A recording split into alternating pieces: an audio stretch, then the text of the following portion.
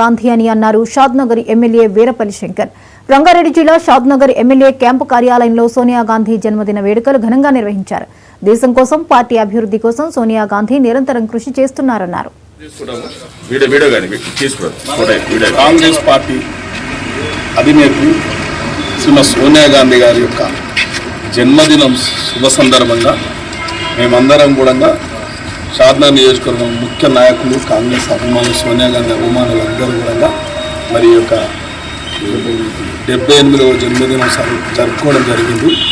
శ్రీమతి సోనియా గాంధీ గారు నిస్వార్థ కాంగ్రెస్ నాయకురాలు.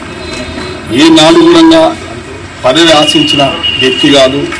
ఈ భారతదేశం అభివృద్ధి చెందాలి, భారతదేశం ప్రశాంతంగా ఉండాలి, సబండ వర్గాలు ఆర్థికంగా, రాజకీయంగా, సామాజికంగా అన్ని విధాలు కూడా ఈ యొక్క సమానత్వం, స్వేచ్ఛ అందరికీ ఉండాలి, ప్రజాస్వామ్యబద్ధంగా ఈ పార్టీలు పనిచేయాలి, ప్రభుత్వాలు కూడా ఆ దిశగా పనిచేయాలని చెప్పి వారి ఆకాంక్ష. కాబట్టి వారి ఆకాంక్ష ఇవాళ తెలంగాణ ఉద్యమం 60-65 ఏళ్ళ తెలంగాణ ఉద్యమానికి స్వస్తి పలికిన నాయకురాలు.